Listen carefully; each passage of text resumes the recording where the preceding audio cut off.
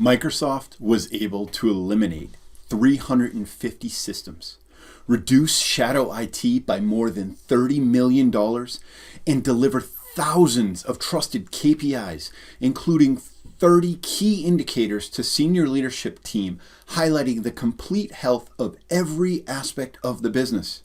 In today's video blog, we're going to talk about exactly how they did that, the tools that they use, the methodology that they practiced, and how we define what a golden measure is.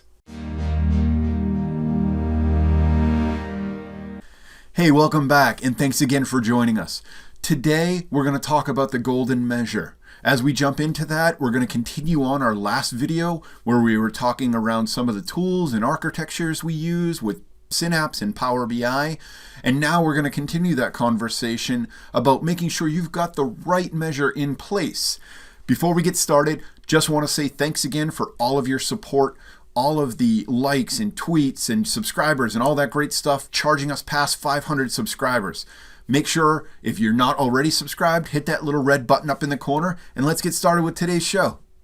We're joined again by my esteemed colleague, Chris Chalmers. Chris, you want to reintroduce yourself for anybody who didn't watch our last video? I do. My name is Chris Chalmers. I am an esteemed coworker of Chris's at Microsoft. My role is to talk to customers about Power BI. It's a fun job, and these are fun videos. I encourage you to see the last one because it went really well. Chris? Yeah. Thanks, man. Yeah, no, it was great, and it was received really well too, both internally and externally, which is always exciting. So what are we talking about today? I think we kind of alluded to it in the last video, but let's tell everybody else.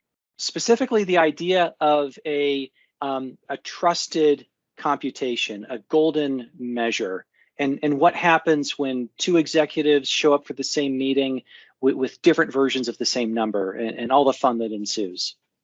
Okay, cool. Well, let's dig in because we've got a lot of these golden specific types when we talk about data wrangling and data warehousing and analytics and things like that. So let's explore what this one looks like and how it differentiates from the rest of the golden stuff we get to play with. I do. Let me show you something. I'm entertained by this, and perhaps I shouldn't be, but as a technologist, morbid way. well, yeah. I mean, we all like disaster movies, right? Disaster movies sell. I mean, they do. And this this spreadsheet actually categorizes spreadsheet mistakes. It's called Spreadsheet Horrors. And what's happened here is these unfortunate people have made coding errors in their spreadsheets, right? So here, this state fund loses 750,000 euros due to a spreadsheet error. This state overpays somebody $500,000 due to spreadsheet error. And it's kind of ironic when you think about it, but spreadsheet miscalculations are a big dang deal. And why does that happen? And business people aren't programmers, right? They're business people, and they have business expertise, which is important. But Chris, you and I have been in software a long time, right? Dev, test, prod, commenting your code, all that stuff, that's natural to us. But for a business user, they're just moving on to the next thing, perhaps. And so errors come into these measures, and these things can be hugely impactful. So the concept of a trusted store of calculation definitions, what is, and some of them are simple, right? Quarterly sales. You could write that. I could write that. Quarter over quarter sales, quarter over quarter percentage increase in sales. As you layer on the complexity, right, there should be more discipline and frankly, a little more, reusability. If I write the measure, why do you have to write the measure? So that's what I'm talking about here is Sure. the idea of having trusted measures in a single place. Okay. Yeah. And I mean, you make a really good point there, right? When we start to look at more and more offerings around low code, no code tooling, it's certainly something that we get from a lot of customers is, what's the right way to do this?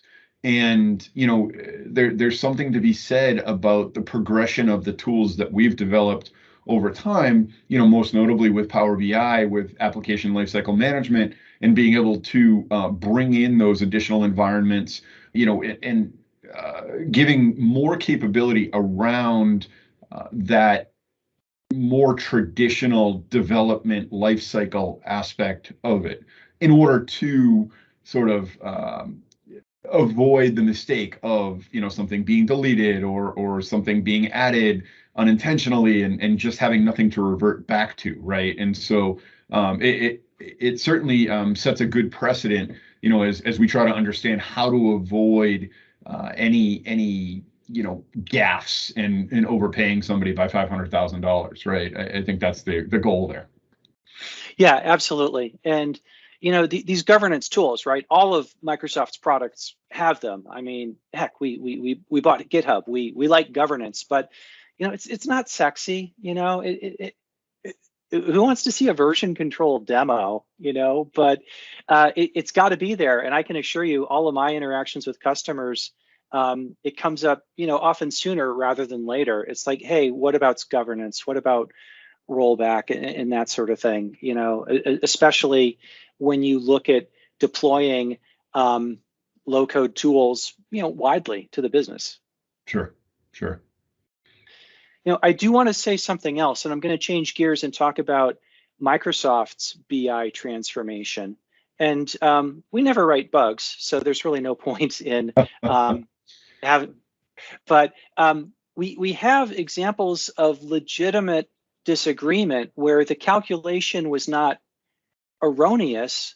The calculation differs because it came from a different perspective. It came from a combination of different data sources. And this is how Microsoft's BI transformation began, 5 or 6 years ago. Microsoft has these C-level meetings, right? CEO, CFO, to assess the business, which would be a good idea. Someone's got to mind the store. And suppose you're having a simple discussion like, what is the health of the Microsoft Azure business in Germany, right? And the head of Azure says, oh, the German business is one number. And then the head of Germany says the Azure business is another number. And like that would happen, right?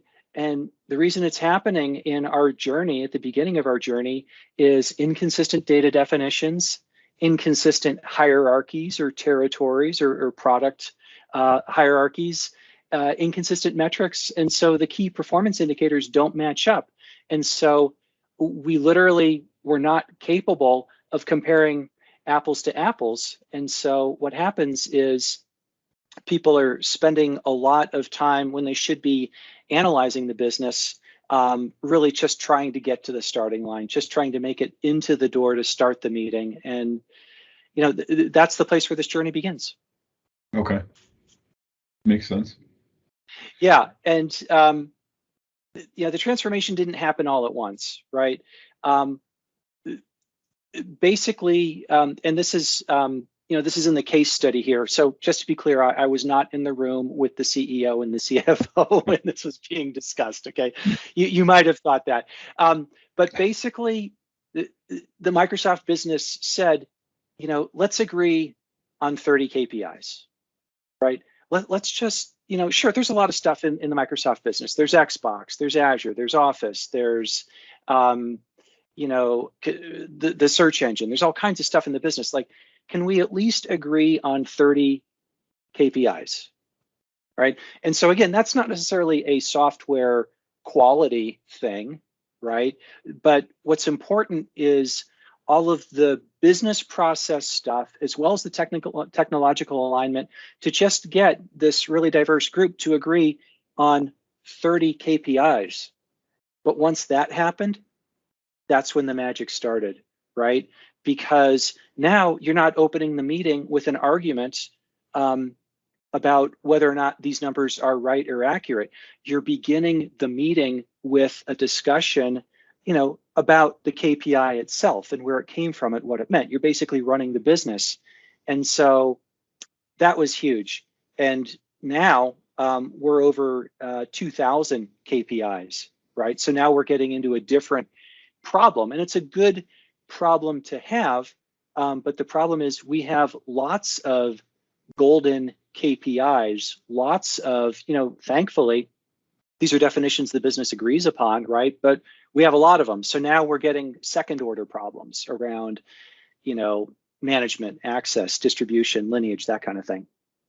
Sure, yeah. And I mean, we in the field see that ourselves when we start looking at consumption numbers and what our customers are doing. When I'm curious about what my customers are actively using Power BI, or how many of them are actively using Power BI, I can go to 3 different locations. And it really depends on the time of the month. It depends on which way I'm slicing and dicing that data, to be able to better understand that. So the challenge is real when you start talking about 45 years of legacy data from a company, and sort of legacy systems and processes and all that kind of stuff. And so, I mean, this makes sense, right? They start with a 30 KPI set, and I'm guessing they still maintain those 30 KPIs for their own meetings, right? And they meet and they say, here are our key KPIs. But then from there, we can drill into the rest of the, 1970 KPIs, or whatever it is that exists there, for those, I guess, downstream activities, right? Yeah, and so 2 things happen. The first thing is people say, hey, I want more KPIs because I want my meeting to start with a business discussion instead of an argument. The second thing is, everybody wants to see what Satya's looking at, right? So sorry, I'm scrolling too much here. Everybody wants to see what Satya's looking at. So there's more requests for access at a more granular level, deeper into the stack. And so we wind up storing these all of these KPIs in something we've nicknamed KPI Lake, because there's just so darn many of them.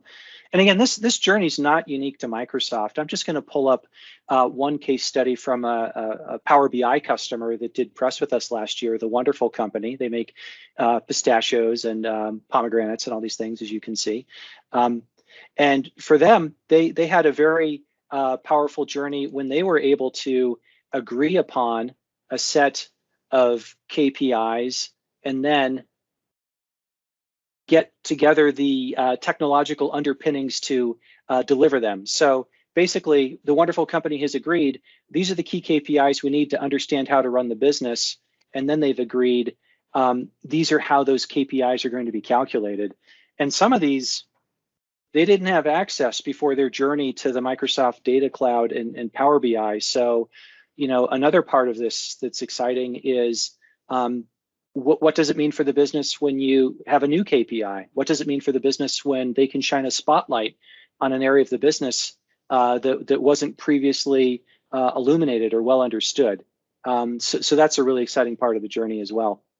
Yeah, and I mean, I think that's what we all drive after when we're building these business intelligence and analytics solutions, right? So whether it's a data warehouse project, a data lake project, a data mesh project, right? Whatever your project happens to be, I think ideally the goal is to be able to surface some of that latent data that you probably wouldn't have access to otherwise, or you kind of have to fudge it, right? Whereas this gives you more of a structured and controlled way of surfacing that data in such a way that it's easily consumable.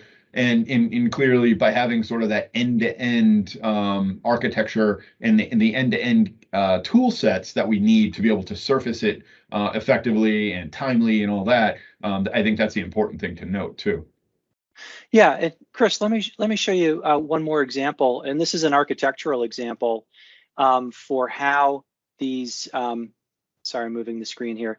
This is an architectural example for how these measures are delivered to the user community, and they're delivered through Azure Analysis Services and Power BI Premium. And what's interesting here, I think, is I know it's interesting, I think you'll find it interesting, is the notion of a master model and purpose-driven models, right? So when we talk about having reached agreement on 2,000 KPIs and how to calculate them, we don't put all of that in one model, right? That would be a bit much. So we'll have them, but we'll split them off into purpose-driven, call them submodels or child models. And something else we might do, and there's various reasons here, is change the granularity, right? So I mentioned earlier, everybody wants to see what Satya's seeing, right? Everybody wants to see the CEO's report, but the Microsoft CEO is concerned with things far outside of my purview, right? We're doing business in over 100 countries. I'm doing business in one. So my model is going to have the KPIs I'm interested in, but restrict the scope, right? For a couple of reasons. An obvious one is security, right? There's no legitimate business need for me to understand Azure performance in Germany. So one of it's a security thing, but another thing is a performance thing, a usability thing, right? So now you've got these scoped down subsets or child models, and then the granularity is different, right? My granularity are the individual customers I work with and care about, and how their performance is going, what their experience is going, and that level of granularity. There's hundreds of me's running around this organization. Senior leadership doesn't need to assess it. So you've got the master model with all of the KPIs. It's sort of I hate to use the term golden master, but that kind of applies. That's the ultimate source of authority for legitimate useful calculations. But then those measures are put into separate models with smaller contexts that are more appropriate for the purpose at hand. The scope's restricted, the security's restricted, the data is restricted, but it's still ostensibly the same measure. And it's from there that all of the other child tools, whether they're visualization tools or process tools, would consume the KPIs. So let me make sure I understand this correctly. So with the master model, the intent is to roll up those 30 KPIs into one place to have those available, and you're consuming all of that data just through that one model. But then as you roll off from that and need to go deeper and dive deeper, that's when you start going to the purpose-driven models specifically?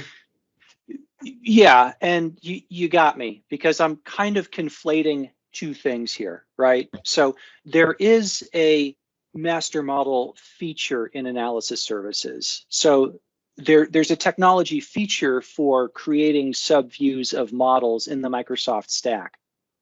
Okay. Whether or not that specific feature is in use, the spirit of the idea is having, bite-sized, business-friendly subsets of that. And whether the technology for accomplishing that is a feature of analysis services, or if it's just a simple copy-paste or a lifecycle process, whatever. The point of it is you're not going to have one galactic thing. You're going to have trusted children of the big thing. Does that make sense? Does that resonate? It does. Yeah. And so when we start sort of evolving that conversation into the golden measure, as described, in the data warehousing world, right, we have what's known as the golden zone, the gold zone inside of a data lake, right, where we transition from a raw zone or a bronze zone, sometimes you use that term, to a staging zone or a silver zone, right, and then to like a curated zone or a finished zone or a golden zone, right? And that's that data is intended to be accurate, trusted, governed, and just really ready to be presented in or possibly brought up into a semantic layer, to be able to kind of do quicker slicing and dicing and adding the measures in, and then ultimately presented as trusted data. And then, of course, in master data management, and we have some really close partners that are using master data management in Azure. A couple are Prophecy and Tammer off the top of my head. Informatica's got another one, right? They have this ability to say, okay, well, I've got a CRM system, I've got an ERP system, I've got a legacy data warehouse, I've got customer-based reporting system that it's a two-way communication between customers and vendors and those types of things. And I have all of these, connected links, right, where I might have a customer ID or a vendor ID in each of those areas, and I want to roll those up so that it matches across the board. And when I'm reporting out of it, I don't get the same vendor 5 times. I don't get the same customer 5 times. I've got that golden record, right? So how does that then compare to, the master measure? The golden measure as you describe it? The calculation is a separate and distinct thing, right? To use the example earlier, month over month percentage change, right? That's not a hard calculation, but somebody has to write it. It's possible to write it incorrectly. It's possible to have legitimate disagreement over the meaning of it. If I just sort of jump back to some of these metrics in the wonderful company's case study, percentage of labor utilization, right? So, how is that calculated? Is it hours? Does it take into account holidays? Does it take into account, sick time? There's a lot of stuff that could go into how that number is calculated, and that's completely separate from, the golden data zone or the golden record, right? Because both of those things can be good, but we can still either incorrectly perform the calculation or have a legitimate disagreement about how the calculation should be performed. And that's how you can solve for these first 2 parts of the environment, but still have, bad KPIs, misunderstood KPIs, disagreement around KPIs. And if there's any shadow IT at all, where I don't like your KPI, so I'm going to go calculate it my own way, now you're back to bronze everything. You're back to the Bronze Age, as it were. So that's what I mean by having a trusted golden measure.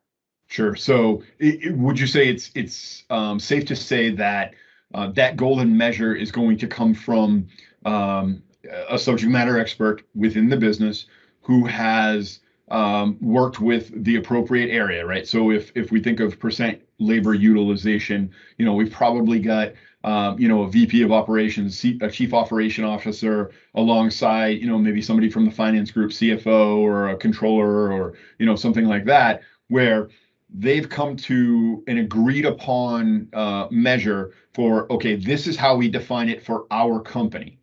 And then that can be then disseminated to the necessary people within the organization who need access to that.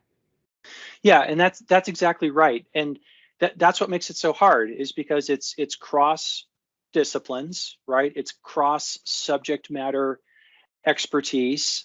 I'm working with a customer that has real security concerns around it. Some measures, like their profit margin, right? Some measures cannot be shared. So you layer in all the different business expertise, you layer in the technology of actually writing the measure, which has query performance and whatnot, the security in terms of who's allowed to see it, it turns into a big thing.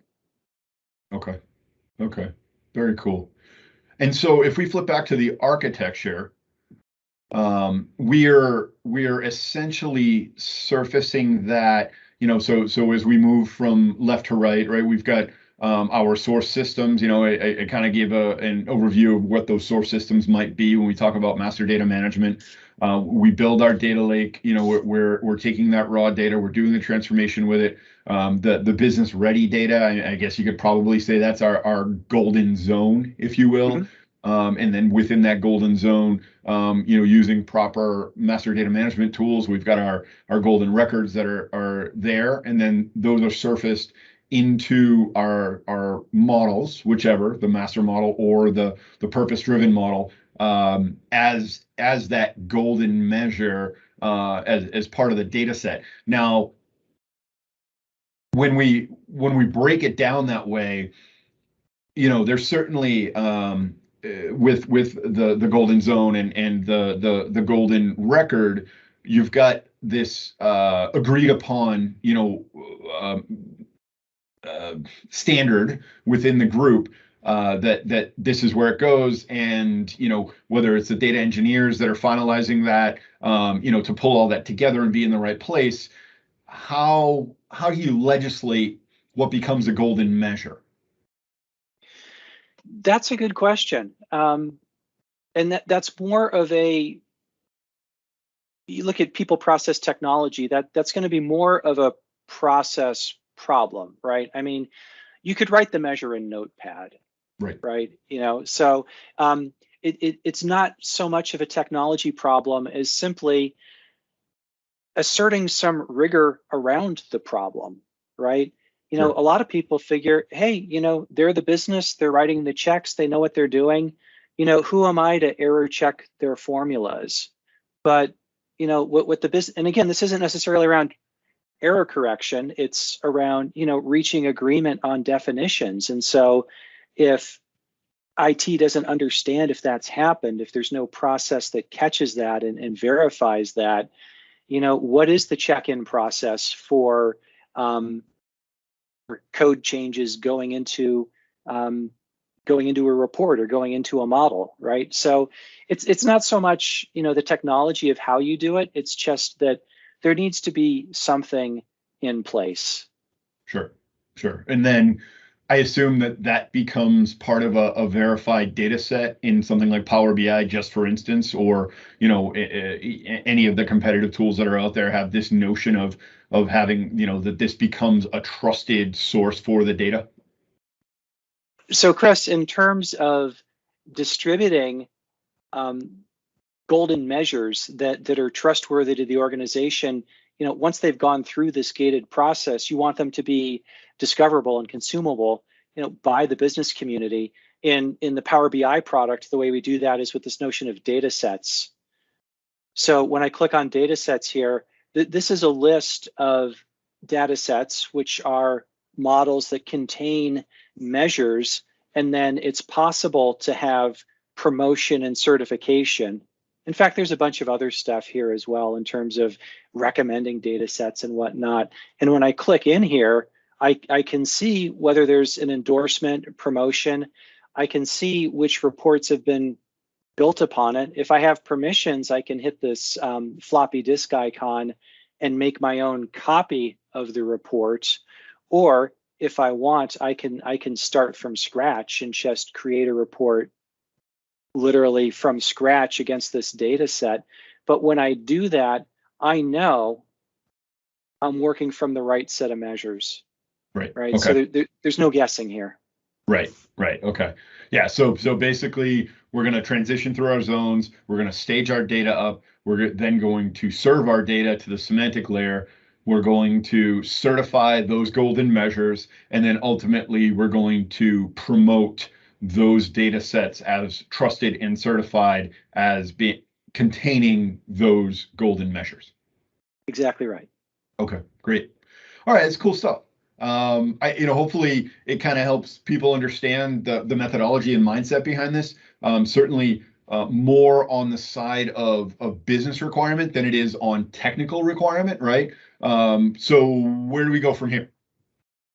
Well, so there is a technology argument, and in our next video, I'd like an opportunity to make the case why measures should be written in a Microsoft language as opposed to doing them in SQL, why measures should execute in the analysis services or Power BI premium execution layer versus executing somewhere else, and then make some future visionary statements. At Ignite, we actually showed AI writing measures for us using a natural language interface and